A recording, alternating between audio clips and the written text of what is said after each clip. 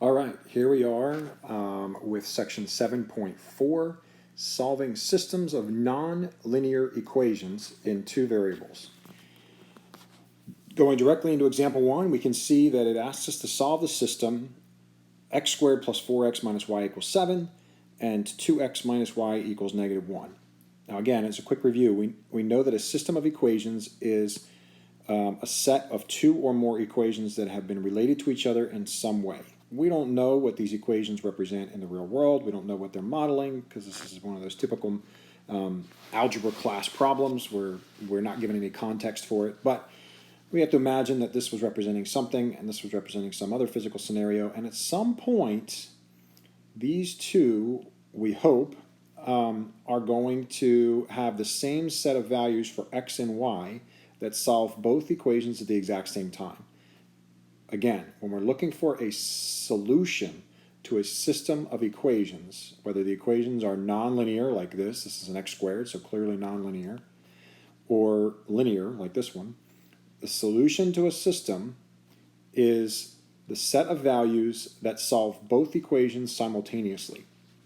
In other words, on a graph, it is where those two values, those two functions, those two curves intersect each other. All right, so more on that in a moment. For now, we solve these two using substitution. That is our method, substitution.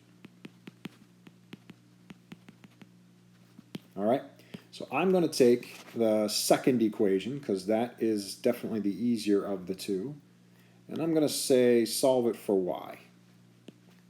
So let's do this. Let's add y to both sides and add 1 to both sides. So I get 2x plus 1 is equal to y. All right, or in other words, y equals 2x plus 1. All right, so if that's the case, then I can put that into the second equation here. This equation, I'm going to put it in for y. So I have x squared plus 4x minus my 2x plus 1. All right, so I am placing my 2x plus 1 in for y here. All right, and I could solve this equation. It's just a quadratic equation. I'll simplify it first. Oops, I'm going to stick with the same color I had. So I've got x squared plus 4x minus 2x, be careful to distribute the negative, minus 1 equals 7. So x squared plus 2x minus 8 equals 0 when I bring that 7 over to the left side. And this actually, conveniently, will factor. So I've got x and x. If I use 4 and 2, and I let the 4 be positive and the 2 be negative, then it works. Which means x equals positive 2, or x equals negative 4. Negative 4. All right, well, if x was 2, then going back to my previous equation, if x is 2, I'm going to plug in here for this x. And if x is 2, then y must be 2 times 2 is 4, plus 1 is 5. And if x is negative 4, again, I'm putting 2 or negative 4 in for that x. If x was negative 4, then I'd have negative 8 plus 1, which is negative 7. So it gives me 2 points, 2, 5, and 4, negative 7. All right, and those are technically our answers. Now, what does that mean? What it means is if we were looking at these two curves on the same graph, the same xy axis, I have no idea why I can't get these boxes to draw properly. There we go. If I was looking at these two curves on the same xy axis, let's take a quick look at their graphs.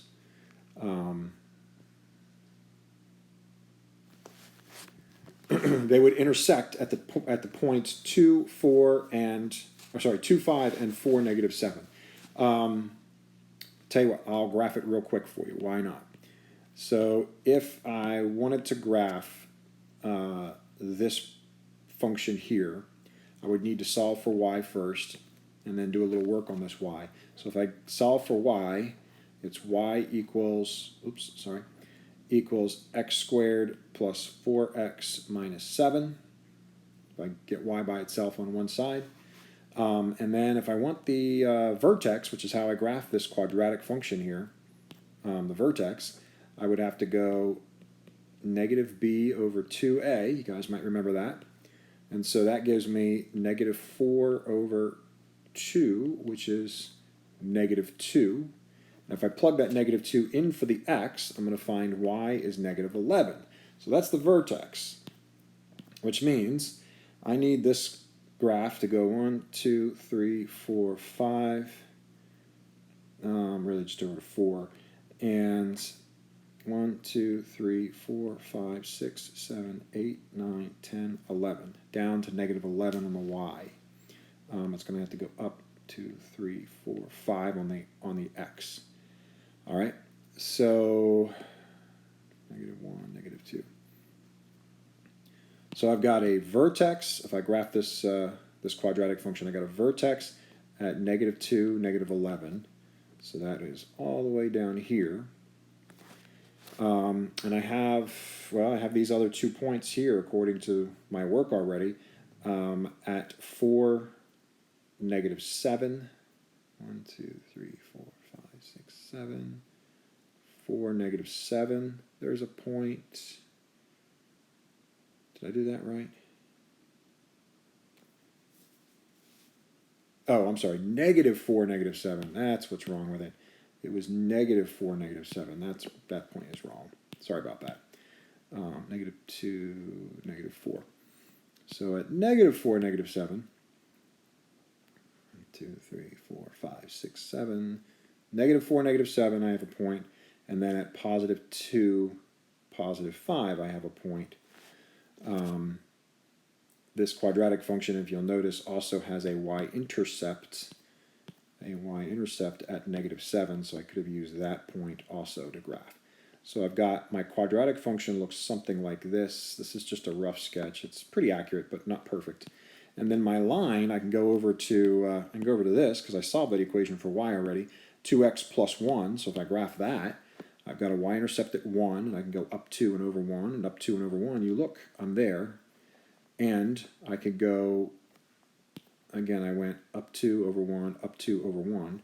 And I could go down 2 and back 1, down 2 and back 1, down 2, back, down 2, back. And I would land here. It's not a perfect graph, but they do, in fact, intersect at the 2 coordinates that we had found already, here and here. They intersect at 2, 5, and negative 4, negative 7. All right? So it is confirmed. Those 2 graphs, or those 2 functions, intersect the line and the parabola at those 2 values. All right, moving on. The next question says, solve the system, given us a quadratic again in the second piece, and they gave us a linear function again in the first piece. So again, using substitution method, I'm going to say, I don't know, let's just take the second one, be a little different. We'll take the second one here and we'll just move the x squared over. So y equals negative x squared plus 3. All right? And really, some of you may feel inclined to solve both these equations for y. Y equals positive x plus 4, and then y equals y, so you could set those 2 things equal to each other. X plus 4 equals negative x squared plus 3, and solve this equation. All right? Again, because y equals y, so that means y equals y. So x plus 4 must equal negative x squared plus 3. Or you could do it the way we did over here in the previous question, which is just take the expression we got for when we solved one of them for a variable and plug it into the other equation right where that variable occurred. Either way is fine. All right, so if I solve this equation now, let's bring everything to one side. I get x squared plus x plus 1 equals 0. All right, and unfortunately, this is not an equation that will factor. So in order to solve this equation, we are going to have to use a quadratic formula. So x is equal to negative b plus minus the square root of b squared minus 4ac all over 2a. So if I roll along with this, my b is 1, so negative b is negative 1, plus minus the square root of b squared is 1, minus 4 times the a is 1, and the c is 1. And that's all over 2 times 1. Well, we've got a problem going on here, because when I simplify the stuff inside the radical, I'm left with negative 3. And negative 3 is an imaginary number. Right? It's a non-real value, right? The negative 3 inside the radical, I should say. Square root negative 3, I'm not going to write that, it's already there. Square root negative 3 is non-real, which means there are no real x values that solve this system. No real x values that solve the system, so there is no solution. No solution. In other words, what that means is, if we're going to think about it as a graph, graphs do not intersect.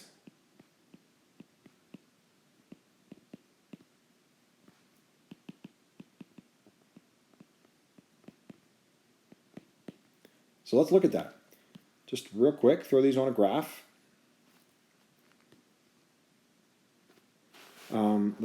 The two functions are already solved for y here, so that makes it a little easier. I got to get used to the fact that I have a pointer, right? We solve for y there, we solve for y there. The first one, the second equation there, the parabola is really quite simple, right? It's just an x squared flipped over and shifted down. I just realized that this was not horizontal, so let me try that again. There we go. So negative 1, negative 2, negative 3.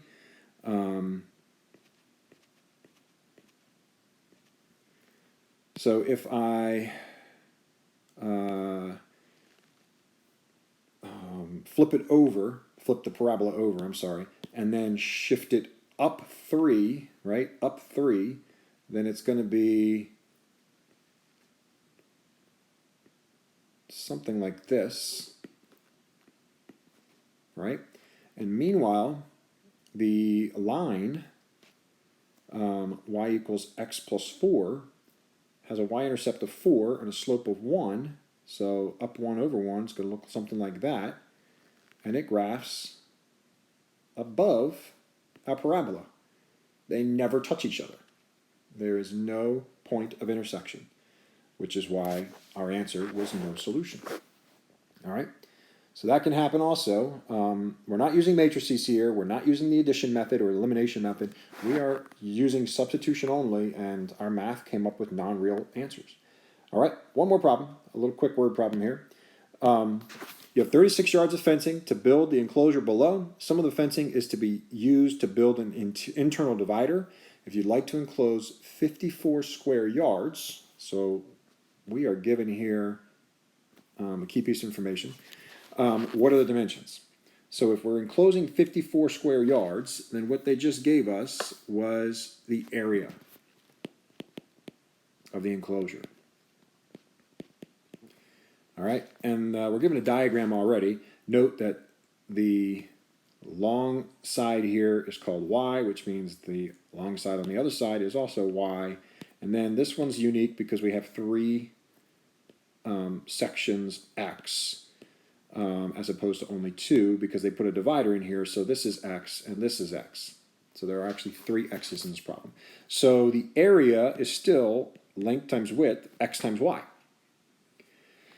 And then we are also given another key piece of information. We are told 36 yards of fencing is going to be used to build this, which means the perimeter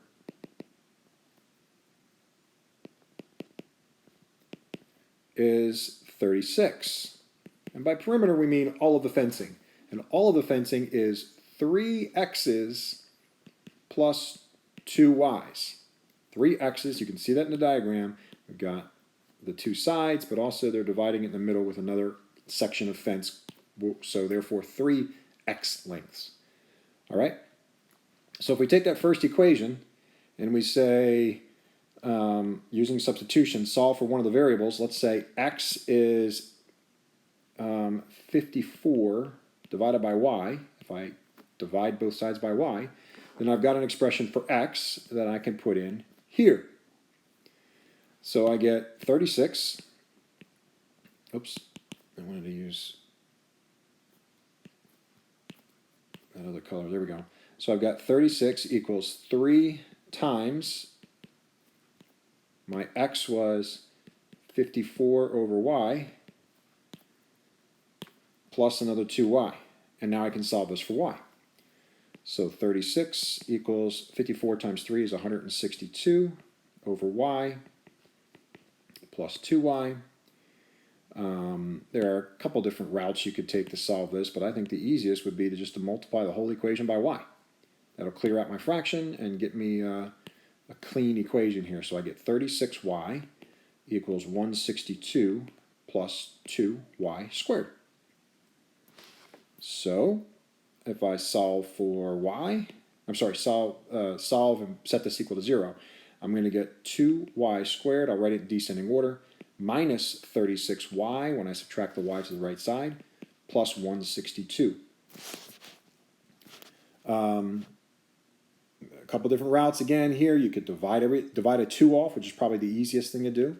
Divide everything by 2, and I get y squared. Again, 0 divided by 2 is 0, so on the left I get 0, but on the right I have y squared minus 18y plus half of 162 is 81. And that's an actually easy factoring problem now because it's a perfect square trinomial. Y minus 9 times y minus 9, right? Or as some of you might write, y minus 9 quantity squared. All right, which means y must be 9. And if y is 9, we can go all the way back up to this expression we had for x and find that x must be 6, 54 over 9. So our dimensions are 6 by 9 yards. And that is it. The x must be 6 and the y must be 9 to get our 54. There you have it. Algebra is pretty straightforward there. I don't know if there's any major issues on the factoring or otherwise, but there you go. That summarizes this section. The notes, the homework should mimic these sorts of problems in general, and you have the opportunity to ask questions if you got it. Hope this is helpful.